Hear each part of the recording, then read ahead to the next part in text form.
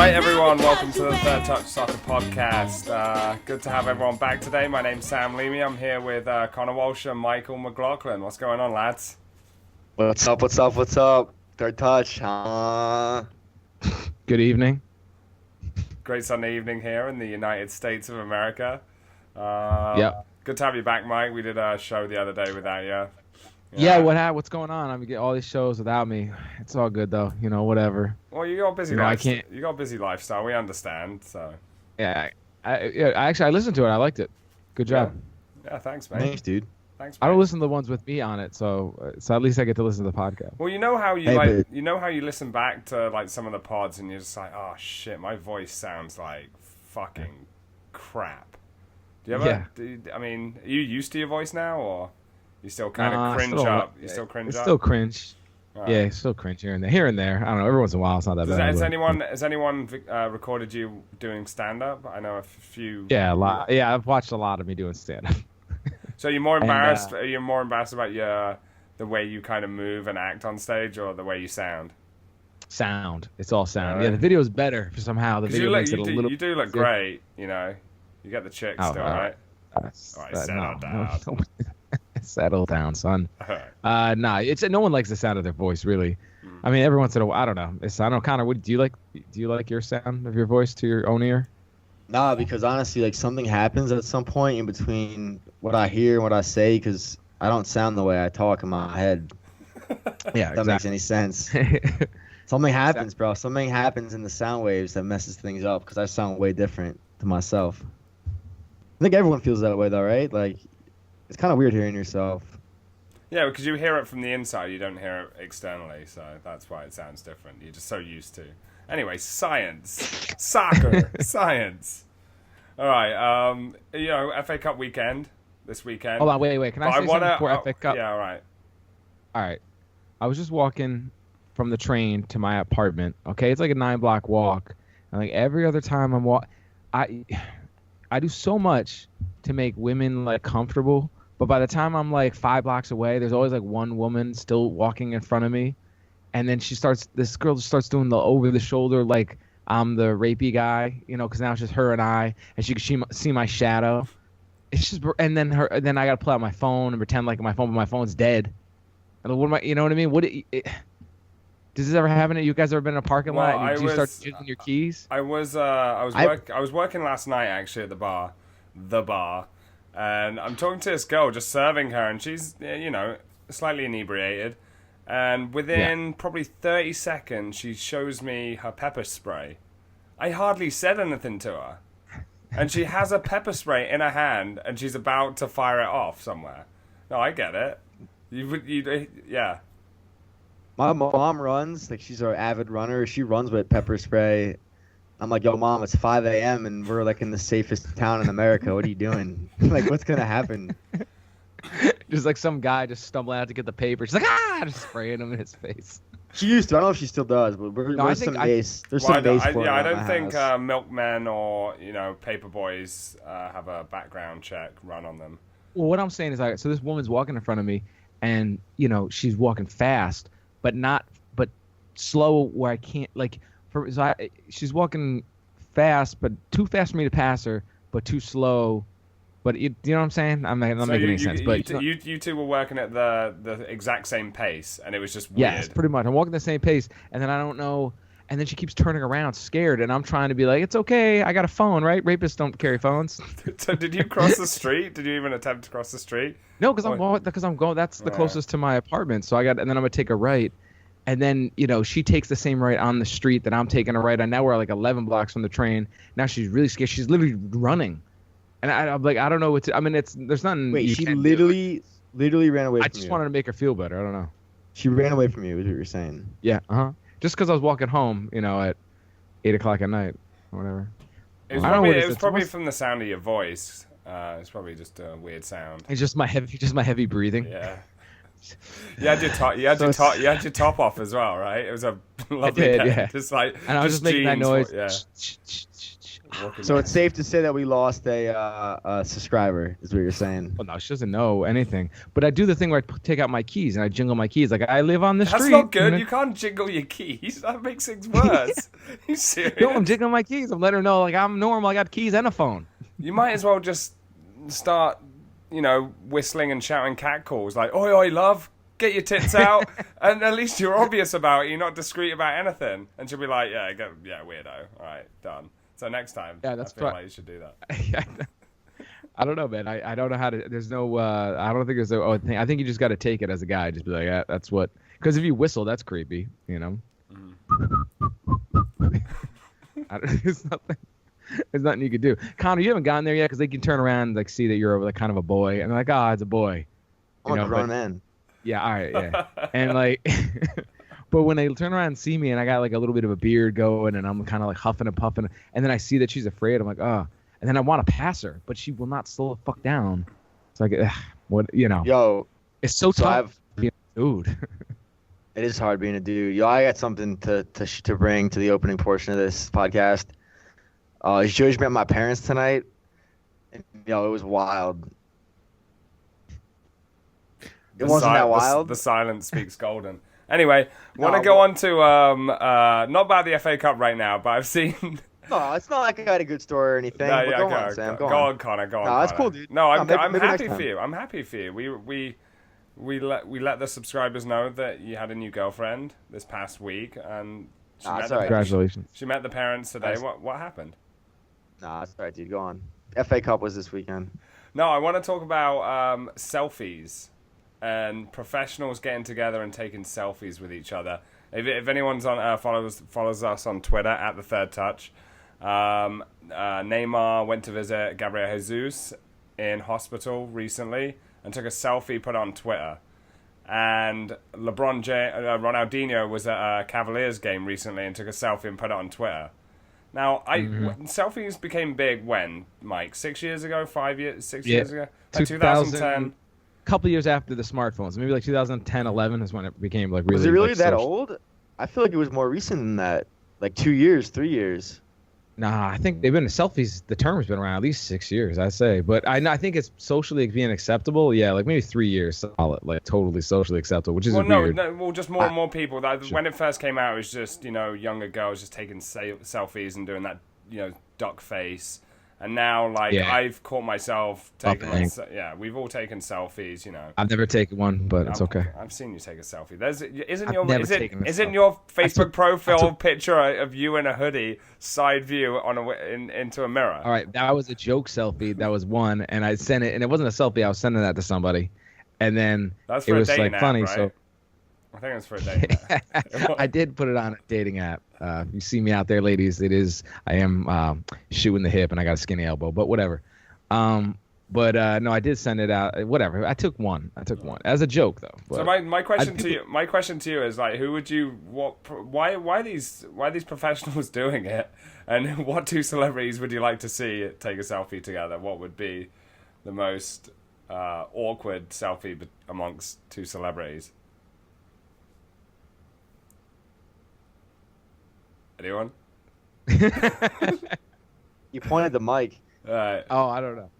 I don't know.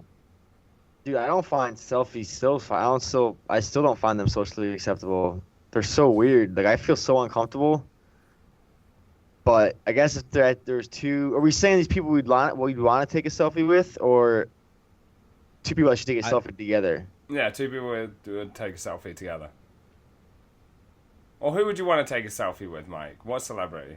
I would never take a selfie, but I guess I really, I like the whole thing when you hand it to somebody else. Like, can you take our picture? I like that interaction with a stranger, But I guess if I was forced to take a selfie, obviously it would be with a young 18-year-old boy playing soccer in Germany. How about you, Connor?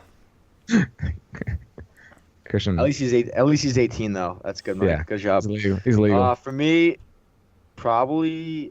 I would love a selfie with Arsene Wenger. With nah, actually not. Probably with Abraham Lincoln, dog. Why? Because no one would expect it. Like if I pulled up and posted on Instagram, me and Abe Lincoln chilling in the Ford Theater, like moments before he got shot, people would be like, "Yo, this is historic." That's not bad. This is historic. So you like a time travel selfie, and then behind you, like Booth is like creeping in. Yeah, like with the tool out, like ready to pop. I'm just chilling with Abe, and like I'm just me. I'm still me, but Abe is in full 1980 whatever or 1880 attire. Right. 1863. And you're just wearing extra large plaid shirts, right? Probably, yeah. That's all I own is extra large plaid shirts. Go on, dude. But, Yo, so Right. that's good banter. Let's talk about that. So Sam tells me I have to wear tighter clothes at the bar. This is a grown man. Like, hey. This is the Bants episode. There's going to be no soccer talk. First of all, if he told you to wear tighter clothes at the bar, that's coming from the top down. I don't know. Sam, wait, who do you want to take a selfie with? So I would probably take a selfie with you two fine gentlemen picking up the Podcast Awards 2017 at the end of the year. That's what I would want to do. Goals. So Goals are you really angry at me for telling you to wear tighter clothes? Why are you upset about that? No, it's just like I'm just me, bro. I just dress how I dress, and like I'm not like a badly dressed kid, I have to say. Then you come at me and you're cramping my whole style. Like, son, you gotta wear tighter clothes so your features are more defined. That's what he said. I got the body of like an 8-year-old boy. Like, you don't want my features to be defined. I'm good money. Like, I think Albany's cool without seeing the tight shirt. You'll get more tips though if you wear tighter clothes. I just feel you would. You look older if you wear tighter clothes. I'm not the fashion police, dude. Come on. Feminizing of American men. That's what's going on. Well, I remember. We had Paul on the show last week, and he came over a few years ago. It was probably 5 or 6 years ago, and I still wear the odd V-neck here and there in the summer. And we're in H&M, and we have a couple of V-necks each in our hands, and these like frat boys walk in, backwards cap, and they go over to the rack of V-necks, and Brad or whatever calls Chad over and is like, "Chad, look at this," starts pointing at a V-neck, and they all just like burst out laughing, and me and Paul are just standing there with like extra small V-neck t-shirts. I just don't. Yeah, I mean, American fashion is different to European fashion. I get it. But you used to tell me to not wear tight clothes. Like I wore too tight. My shirts are too small. I didn't say that. You said that to me. You did. You're like, you're a large. Start wearing larges, not stop wearing mediums. And I was like, all right. And then I started wearing larges all the time. Yeah. Y'all might ask the listeners something, okay? And tweet at us if you think I'm wearing appropriate clothes. I'm 5'10" on a good day, 160 pounds on a mediocre day. Is a large too big for me? Because it's not. All right. Now I'm out here buying mediums. Well, every brand works differently. Like Nike runs larger than Adidas, so you can choose a brand. I was in J. Crew yesterday, and one medium fit me, one small fit me. The shirt fit me. Anyway, let's get on to soccer. Yeah. Soccer. Yeah. Right. So FA Cup this weekend. Few surprises this weekend. Lincoln City, obviously the biggest upset. Front newspapers today. They beat Burnley, Premiership team, the first non-league team to ever qualify to the quarterfinals of the FA Cup. And we've talked about the FA Cup a lot in recent episodes. And this weekend, I did feel the magic, Connor. It did come back to me, and just seeing those fans on the field. The game at Millwall, League One, upsetting Leicester. That was great. It's getting to the closing rounds, and it's getting a little bit more interesting now. Yeah, well, just a quick correction. Lincoln is not the first non-league side to make it to the quarterfinals. The first non-league side since 1914 when QPR made it. But, yeah, dude, I've been saying, every episode we've discussed the FA Cup that I've kind of felt the magic, and talked about Lincoln City before, talked about Sutton before, but this was like the first weekend where it was like almost common for an upset. I mean, today, Fulham, Tottenham, no upset in Blackburn, Man U, but Blackburn did score first, so the chance looked like it might be there. But yesterday, almost every result, except for Chelsea, and then even Middlesbrough squeaked it out at the very end over Oxford. So it was like a real intense weekend, and I know Man City drew Huddersfield. that's a tough one. The last thing they need is more games. Shout out to David Wagner for forcing the replay, but dude, it was a good weekend, man. Like you said, the fans in the field at Millwall. Well, this Obviously, Millwall. Yeah, this is how I feel about the Lincoln City game. You know, getting to the quarterfinals, astronomical achievement. You know, for any non-league club. I've always viewed Lincoln as a football league club, a professional club, because ever since I grew up in England, Lincoln were always in League Two, League One, and they've only recently been relegated to non-league status. But causing that upset at Burnley, who are very strong at home, and it wasn't like it was an understrength Burnley side, of course, because the Premiership's priority, but causing that upset. That gave, I feel like, the other lower league clubs later in the day, that was the early game, more of a hope. I know Millwall, Neil Harris, the Millwall manager who used to play for Millwall, it spurred their players on in a way, just seeing Lincoln pull out that result earlier in the day. I can imagine. I can see where that can be, the case. And that's just huge. Burnley's been very good, like you said, at home, obviously understrength side, but just a good overall weekend where, upsets seem to be the commonplace throughout. Some big ones, some enjoyable matches. Uh-huh. I had that the Lincoln game on, and my cousin, he doesn't know much about soccer. He's like, "So what is this?" I'm like, "Oh, that's a team, Premier League team playing a team from a bar, like just some guys." How bad is the league that Lincoln is in? To the novice, so they understand how big of a difference the talent is. The difference still huge. I mean, if you watch the game, tactically Burnley played the better football, and that was more of a smash and grab. The Millwall game was a little bit different. There's 4 divisions. Well, Millwall's been all the way up to League One, right? Haven't they? No, they're the Championship. They're more. I mean, they're in League One right now. They're 6th in League One. Yeah. Pushing for promotion, but they've been a staple in the Championship for many years.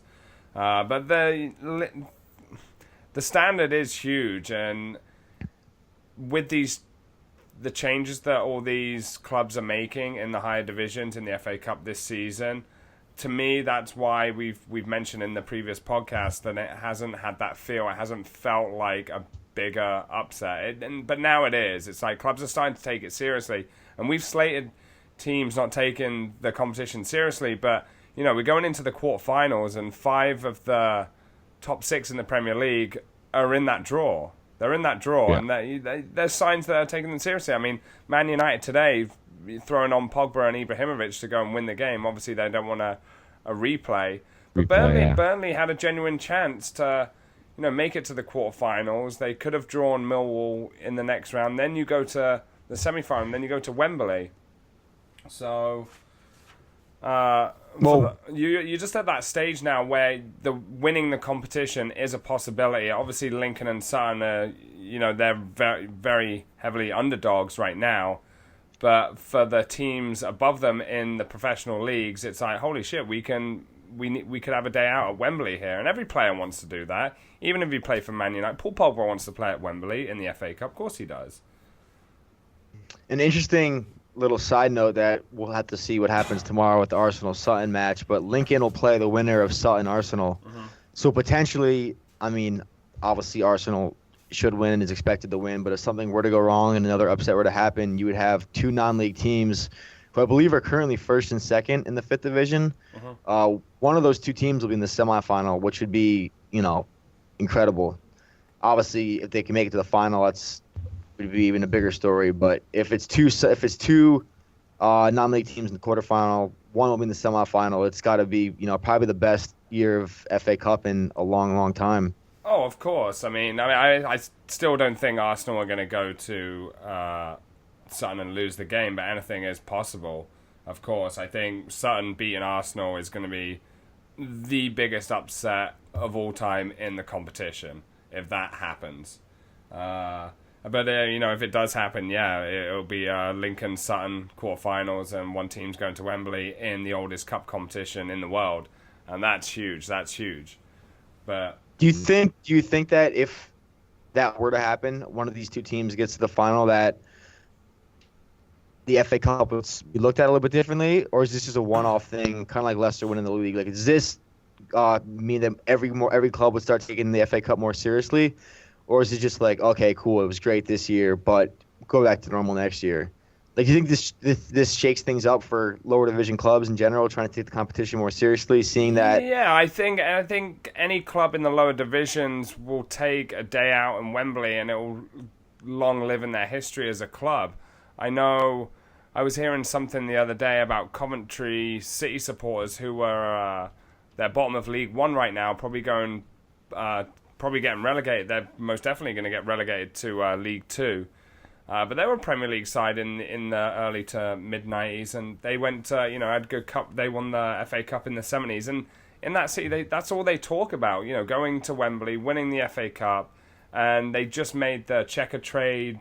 It's like the St. Johnson's Paint Trophy, and they're going to have another day out at Wembley, and those fans will be talking about it for 5-6 years. Just that whole day out, that experience, going down to London, playing for a trophy, and yeah, I think watching Lincoln and Sutton this season just go on these cup runs are going to spur on the lower league teams, absolutely. I don't think it's going to change with the shifting of players in amongst the better teams. That's not going to go away just because the money in the Premier League, the Champions League is so huge right now, and it's not in the FA Cup. So that's not going to change anytime soon. But yeah, just looking at Lincoln City, obviously going to Burnley, beating a Premier League team, beating a Premier League team that have good home form as well. It was a smash and grab, but yeah, it's a great story. So my dad told a story at dinner tonight. He was over in England on business a few years ago, and Chelsea were playing away at one of the lower division clubs. He couldn't remember, but he was in this club's town or village or whatever. And he was just saying how absolutely buzzing the city was, how excited the players were. And I think that, we always see the perspective of the bigger clubs thinking that all right, this game doesn't matter. But for these lower clubs, the FA Cup is definitely still important. And unfortunately, this year we saw some of the championship clubs play weaker sides. But yeah, I think that from that perspective, the FA Cup is still great. I always make this comparison. I think this is kind of right. I feel like the FA Cup and the NCAA tournament are so similar. But not just that. I mean, college basketball or college sports, where people really, in their town or in their city, it's the only show in town. Because when I was a kid, we went Siena basketball. I was a big fan, and they never were very good. I mean, they were okay, but this one year they got to host an NIT game against Bobby Cremins, Georgia Tech, and all. Georgia Tech was this huge team that didn't make the NCAAs. It was crazy, and it was 3:00 in the afternoon on a Monday. And it sold out down there at the Times Union Center, and we won, and it was insane, and it was the buzz in the whole city of a small city. It can really take over for a day or two. Yeah, and you remember it now, and I'm sure you go around to many Siena alumni right now in the town and talk about that day, and they'll just remember and they'll get all emotional. Yeah, and that's you can exactly compare the two, 100%. Because it's never coming around again, So it's a once. It's like you might be in your once in your lifetime. Do you see your little local team go against the big boys and that you can see the game live? That's big because the NCAA tournament is great, but most of these teams they get flown out, to Oregon, and they're like some small team in Georgia. But to actually have it like the FA Cup, where a lot of the time these big teams got to come to your little stadium or your little park and play. It's got to be exhilarating. Yeah, a lot of people just forget about the players within these teams as well. It may be a second string team at Burnley, at Leicester, but they give a shit. They care. They're fighting a place for a first team position. They want a day out. They want to go down. They want to play at the bigger stage. They want to play in front of TV cameras. They want exposure, and they are giving it all in the FA Cup. I don't see teams, rolling over like Arsenal did midweek against Bayern Munich. I haven't seen that in this competition because Arsenal know, they're going to be in the last 16 next year. They're going to be playing against Bayern Munich next year, and they're going to lose against Bayern Munich next year. Probably. But yeah, I did feel it back, and I want to talk about the Huddersfield Man City game as well. I thought that was a very technically. It was a good game to watch, a 0-0 game, and it was one of the first chances I've seen Huddersfield play this season. And we've talked about David Wagner a lot, and I heard his press conference at the end of the game. he just sounds he sounds like the new kid on the block now. He's like a younger Jurgen Klopp. He worked under Jurgen Klopp at Borussia Dortmund, and he was happy with his team's performance. You know, Man City obviously played a weaker team, but did you get my text yesterday? I said Zabaleta looks like he's 150 years old. He looks, I saw that. looks pretty old out there. But Man City, Huddersfield, toe for toe, they gave Man City a good game technically. It wasn't like that long ball direct game. They wanted to try and play, and they had a goal disallowed. It was offside. Obviously, Manchester City were technically better, but Huddersfield gave it a right go, and I think David Wagner believes he can take his team to Man City and maybe go and win that game. You know, there's not many Huddersfield players that I know at all, and it was actually really interesting to see a team flying high in the championship. Yeah, I'm just I didn't see the interview after the match, but I've read David Wagner's quotes, and we talked about Wagner before. I think you may have just said it about German American and stuff. So me and Sam especially put me on him earlier this season, and we've been interested, and I've been kind of following Huddersfield because of that. But his quotes he sounds like a manager that knows what he's doing and is confident, and he just he says that we're able to make them uncomfortable. They're a better team with chances, which surprised no one, but we showed great attitude and passion. And he just said that he's like, we're very happy to have another match against them. We drew 0-0 against Man City, and that he says that makes our chest bigger. So they're just looking at this as a opportunity just to show like what they're made of, and that yes, we might be in the second division, but we're legit. And he goes, we're the fittest team in the championship. So he's just confident, and he believes in his team, and I think that as a player, that must just be great to play for a manager that has that kind of mentality. And whilst we give David Wagner a lot of credit, we have to give props to the people upstairs who've given entrusted in him. And Huddersfield aren't a huge town. They're a rugby town. Rugby comes first. Rugby league comes first, and then football comes second. I think a day before that game, or 2 days before that game, 2 days. 2 days before the game, there's a rugby league game that played on that field, and you saw the grass cut up and everything, but Huddersfield weren't a team that packed out their stadiums, and I read an article recently about how David Wagner, when he came in, he wanted to sell that stadium out. He wanted 20,000 people a game. He wanted to play attractive football, and he wanted to give something back to the town. And he's kind of ticking off all those boxes right now for players that a lot of people haven't heard of. And it would be astonishing, one, if they beat Man City in this round and make the quarterfinals, and to give it a double whammy to get promoted in the Premier League. It'll be a great story. So, Connor, are you telling me that this manager, David Wagner, he's partially American? Yeah, he's German American. He has caps for the national team. Yeah, I got to get my legit, Huddersfield jersey now. I've told you about this guy for months, Mike. I know. We were talking about it. I know. And guess what? He wears really tight clothes as well. So he could be a bartender at our bar. Yeah. That's good for him. That's why he looks so mature. That's why he looks so old. Jeez. Anyway, he gets a lot of tips on the sideline. All right. So the other two results: Middlesbrough 3, Oxford 2. Middlesbrough pulled out of the bag late on there. Chelsea made easy work. Wait, I got one more. Yes. One more thing I want to say about these FA Cup games, and I love them, is the last 10 minutes. For the most part, especially if it's a draw at that point, the better technical team, City, they usually shine those last 10 minutes. How much better they are, excuse me, than the other team, and it's just intense drama. Those last 10 minutes of play, I just really enjoy it. And I think if you're introducing soccer to an American friend, these games in those last 10-15 minutes could actually get them to this is kind of cool. That's a good point. Yeah. That was for the culture, Connor. I like it, buddy. Thanks for the contribution. You can see Middlesbrough pull one out of the bag in the last minute. But no, I totally agree with that. You see the lower league teams totally exhausted, holding on. I mean, but Lincoln scored in the last minute header, and they were piling forward. So did Millwall. So did Millwall down to 10 men. So I just want to talk about Middlesbrough 3, Oxford 2. Wolves 0, Chelsea 2. Good win there for Chelsea. Wolves isn't an easy place to go. All right, so the final game on that Saturday, Millwall 1, Leicester 0. Millwall going down to 10 men and still creating an upset. 6th in League One. Claudio Ranieri came out after the game, and this is, I listened to his quotes, and I'm going to read them out in a second, but it's probably the last thing you want to hear from your manager in your current situation, especially with a Champions League tie coming up against Sevilla, and then your next Premier League game against Liverpool.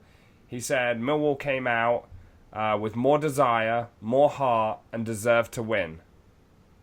Like, how does a fan or a player feel confident with your manager saying these things after being knocked out of the FA Cup, gone on a god-awful run of, games without scoring goals? And I actually watched bits and parts of the Leicester City game, and I didn't feel like that. I feel like they dominated the game. They had 65% possession, and they created many chances.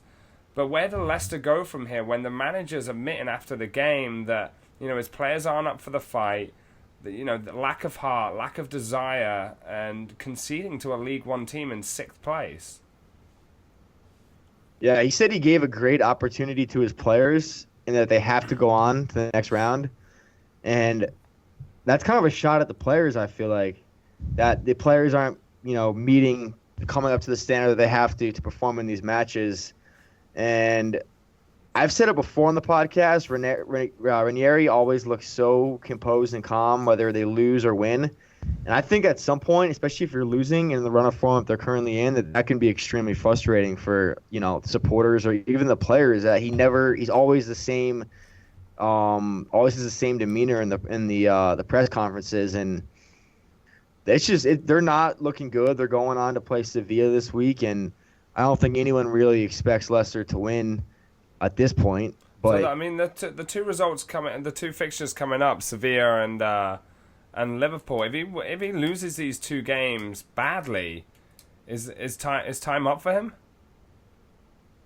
It's tough to say because the owner just came out last week, and the club issued a statement saying that they're standing by Ranieri regardless of the current situation. And it's on the verge of becoming very, very dire. And at some point, yes, he won the league last year. It was an amazing accomplishment, but you can't get relegated. Like, that can't happen. And if he's not getting the job done and it's getting desperate, I think that he should be sacked. If they did not win the league last year and this was a normal club that just hadn't won the championship, he would have been sacked a while ago, I feel like. And they're still holding on to the great contribution he made last year, and I think it's getting very close to them needing to let go because it's just not happening. It's just not happening. The players don't look inspired. They look lost. Mahrez it's crazy how much different Mahrez than Vardy. Mahrez especially, because I never looked at Vardy as a great player. I thought he had a great season. Obviously a good finisher, very fast. But Mahrez was a player that was being linked to all these different clubs around Europe as a top talent, and he's looked nothing like that this season. And I'm not saying he's not that player, but it's just under Ranieri currently and in this current team, he looks like a bang average player. Yeah, the player obviously they missed the most is Kante, and we're not going to hide the fact that he was a very important player for that title-winning side. But they've gone out and spent millions and millions of pounds here. It's not like they've weakened the squad. The starting 11 might be slightly weaker, but the overall squad has to be stronger, and these players have to step up. And when you spend that type of money on these certain players, it gives you more of an option, and it relieves, duties off other players. Just to add on to that point, if you were to tell me going into the season that, yes, they lose Kante, obviously he's been huge, but that they would be adding Islam Slimani and Ahmed Musa, like, these are players that have performed at bigger clubs in Leicester in Europe, and have been great players. And it's been very surprising that they haven't contributed more. And on paper, it looks like a very formidable group of forwards: Vardy, Mahrez, Slimani, Musa. Like those are good players, and they can't get anything out of them at the moment. We know. Yes, they won the title, and they're giving him more leeway than he would have got. If Leicester didn't win the league last year, if they finished mid-table, he probably would have been gone. Are we all in agreement there? If Leicester finished 10th and they're having this type of season right now? Or are we just reflecting on the accomplishments of last season and going, holy shit, Leicester not playing great? I mean, there's so much focus on Leicester City right now because of what they achieved last year. But, I think most other leagues wouldn't put up with the form Leicester are in right now. What's the team in Italy? Palermo have changed coaches something like 8 times this season. So how much leeway is Claudio Ranieri going to have now until the end of the season? Like, what's it going to take for him to be fired? It's a good question, and honestly, I don't know because, as I said, the board or whatever issued this statement saying that we're sticking by him, and it could be suicidal. It's kind of naive. Just like, how long are they going to ride this wave, this championship wave for? Because it's just not working, and it's the club is in serious danger of putting themselves into more danger, and it's just I think they're gonna have to look at another direction very soon. What's it? It's the middle of February right now. Maybe by mid-March, give it another month or so. That gives them April and half of May to make up results, but they need to make a change sooner than later. Yeah, I don't think.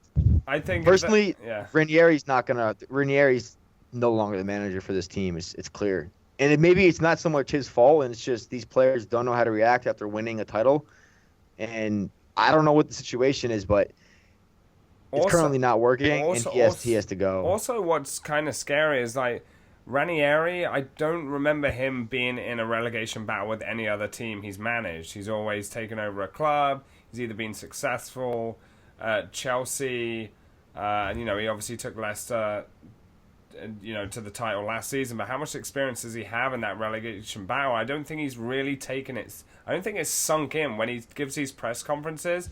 It doesn't sound like he's aware that Leicester are in dire straits. Yeah, I agree. Like, he really hasn't been in this situation, but like the kind of ironic part is these players have. A lot of these players were the same players that survived by like the skin of their teeth relegation just the season before they won the title. So a lot of these guys have been used to this, have been in this situation and have survived. So at some point, maybe the players will show a little bit more character and step up and be like, we've done this before. Obviously, there's some new guys in the picture, but these players have experienced relegation battles, even though the manager may have not. And, they obviously don't want to get relegated, and it's going to come down to whether or not they can come together as a team. And it's not happening at the moment, but the players have experienced they're just not scoring goals, and that's the main thing. I mean, we all realize that Leicester are in serious trouble right now, and I think this is a huge week for Claudio Ranieri and the Foxes. So we'll see what happens there. I mean, I saw the Man United game today. Pogba, Ibrahimovic coming off the bench. Blackburn took the lead early on with Danny Graham, Swansea legend. Great goal, I thought, the first goal. When I was watching it, I kind of just woke up after working last night. But Emnes did a world-class step over, went inside, played that ball. I thought any other player in the world doing that, we always see, lower league players or lower Premiership teams players do kind of an outrageous bit of skill. And I thought Blackburn's first goal was absolutely world-class. Danny Graham smashing it in with his left foot.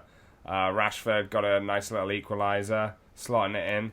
And Pogba, everyone loves Pogba for some reason, but hoofed it upfield onto Ibrahimovic. But I thought that was all Ibra's goal. I think that was one of my favourite goals Ibrahimovic has scored this season. At Ewood Park, on a Sunday afternoon, it's cold, it's windy, it's rainy. You're trying to slug out a result. You don't want to replay. The way Pogba's ball came over, he's running back, a 35-year-old man running back towards the goal. He looks at the goalkeeper really quick, a split second, sees the goalkeeper staying on his line, and on the second bounce, he takes that ball and slots it in the far post. Are you fucking serious? That was one of the best goals I've seen Ibra score, and he scored some outrageous goals. But it was all about the setup, and that was just world class anyway. You missed the Man United game today, right? Yeah, I unfortunately didn't see it. I was on a hike getting some fresh air, but fresh air. Hey, nothing wrong with fresh air, buddy. I saw the first goal. That was good. I watched the highlights and I've been reading like the stats in the match report though, and a quick little nugget of information: all 5 of Pogba's assists, the Man United player, of Ibrahimovic. Yeah, I've seen that. That's good for Man U. Obviously, I think Pogba should have more assists than 5 at this point in the season, but it's good that those two have established some sort of relationship on the pitch. Yeah, Spurs, nice little victory this morning. 3-0 Kane hat-trick. Away to Fulham at Craven Cottage. Craven Cottage wasn't even sold out for the game, which was crazy.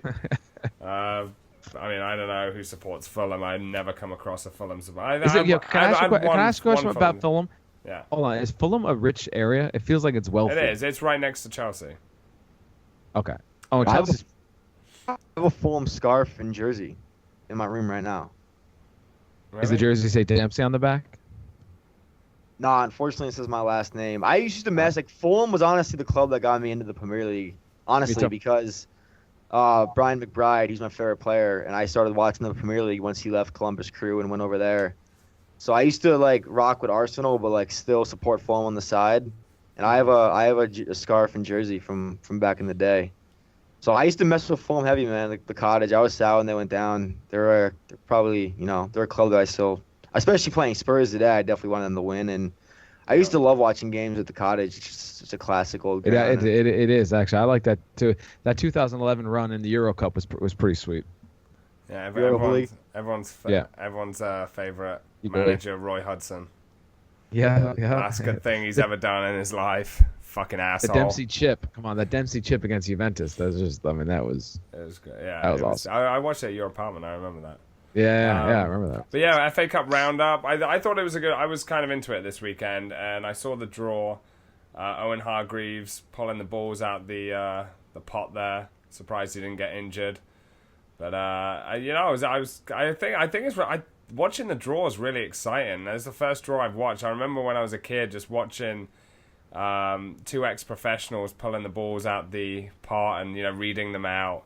I thought it was really exciting, and even though there was only 8 teams left, I was into it.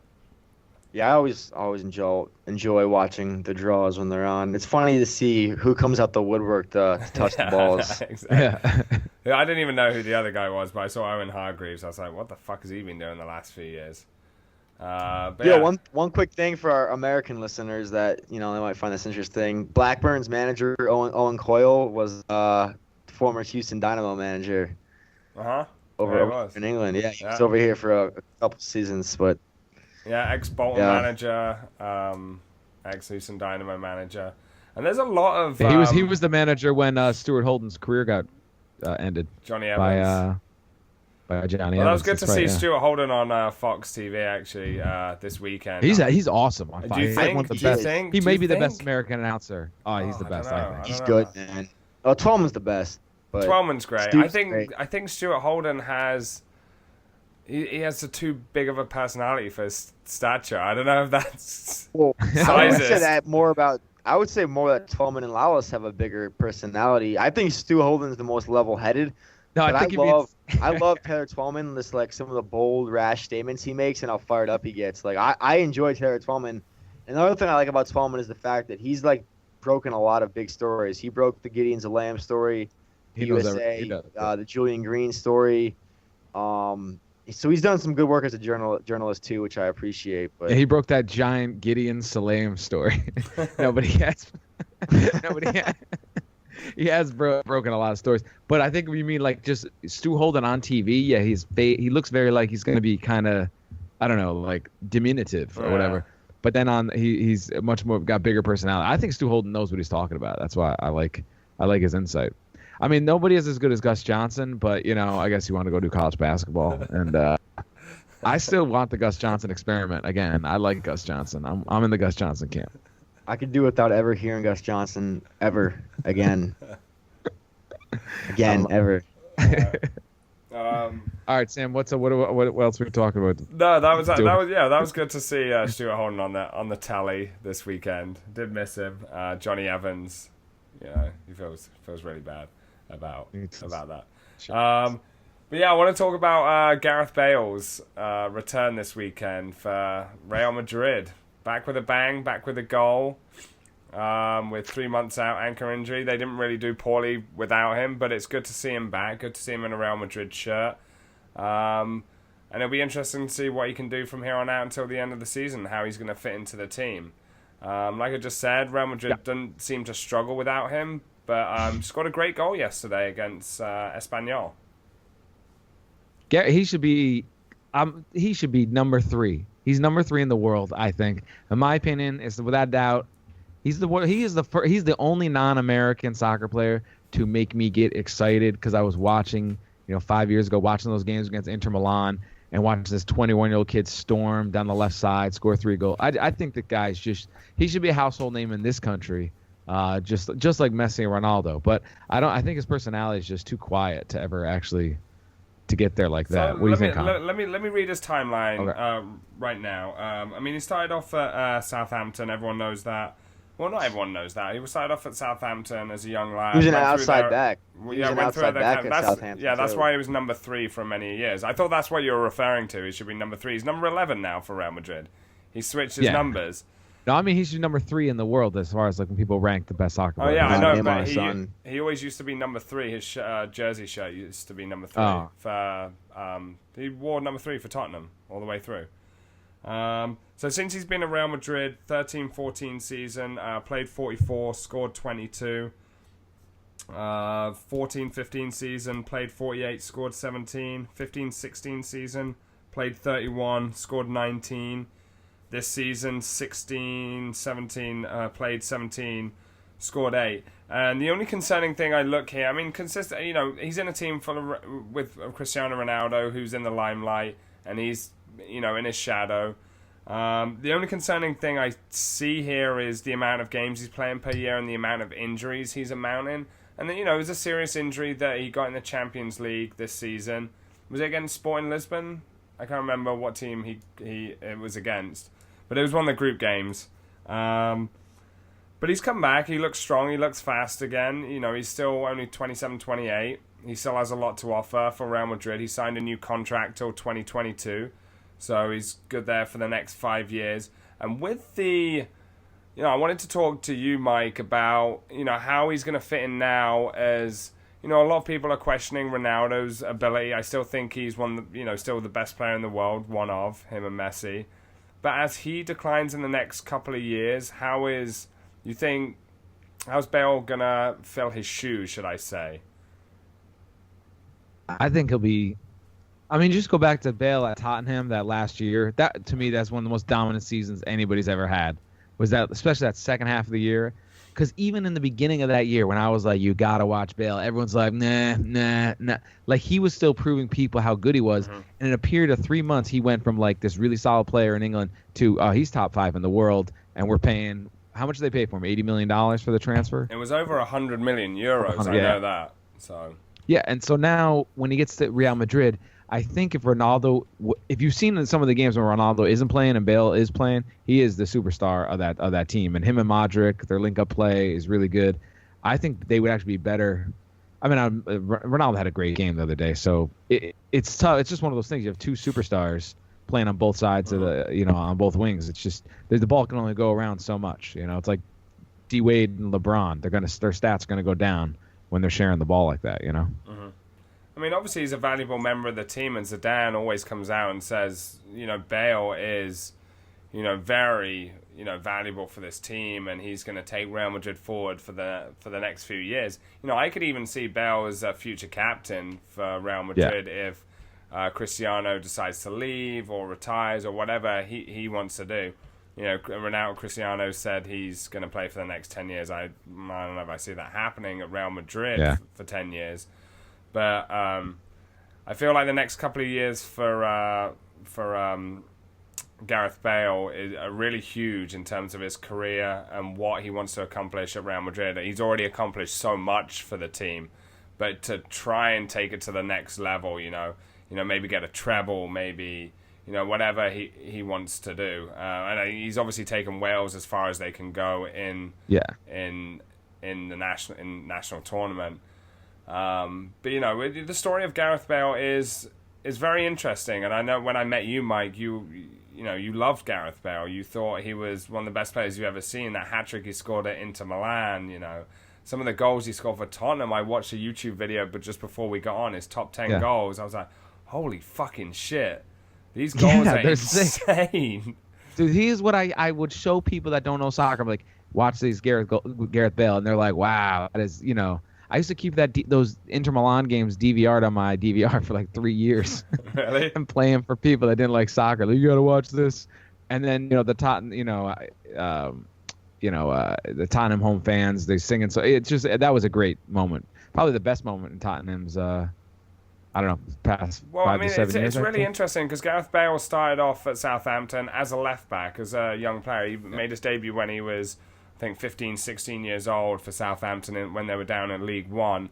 He was only there for a couple of seasons. Then he went to Tottenham, and he started off left back there for Tottenham. And I think there was like 12 months or 18 months he was playing left back, and he had an awful statistics where every time Gareth Bale started, Tottenham didn't win a game.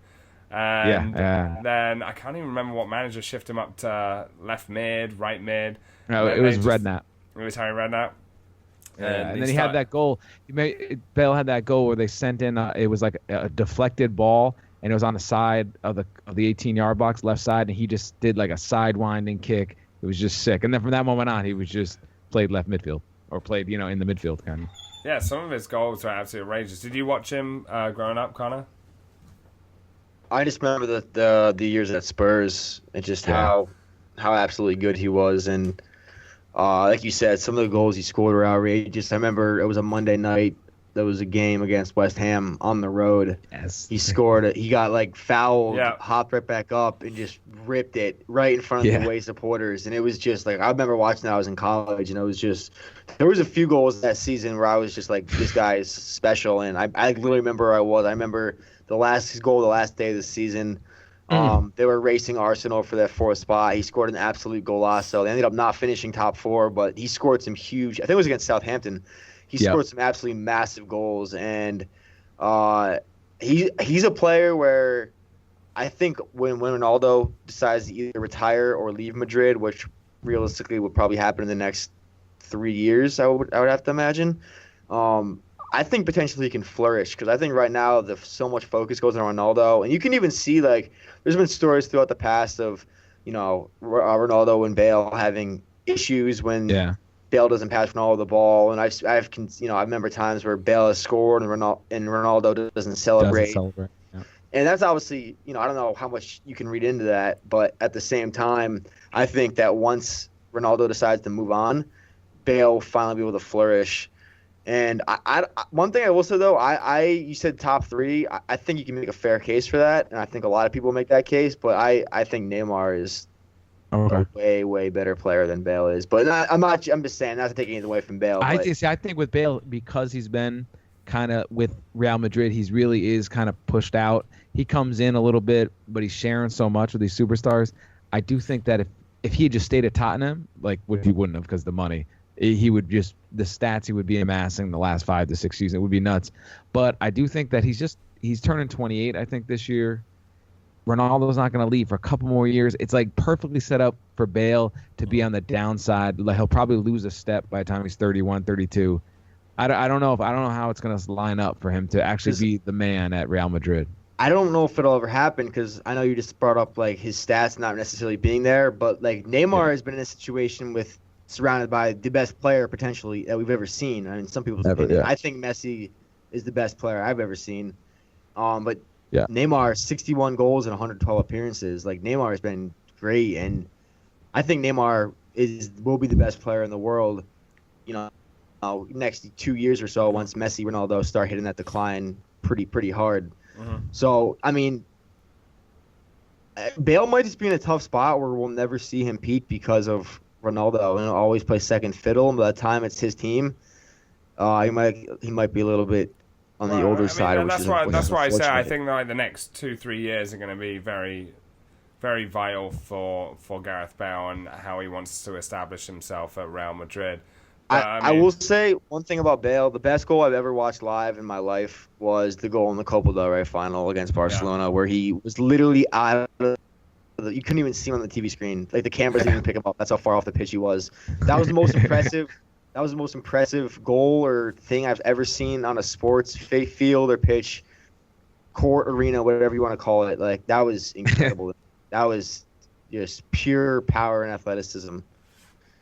Yeah, it's going to be really interesting to see how much he grows. And I still believe Gareth Bale is growing. He's kind of reaching his peak right now. This injury recently is obviously a step back in his growth, but he's still got a few more years to, prove what he can do at Real Madrid. And, this weekend comes back, sprints like 40 yards, outruns the defender, smashes it bottom corner.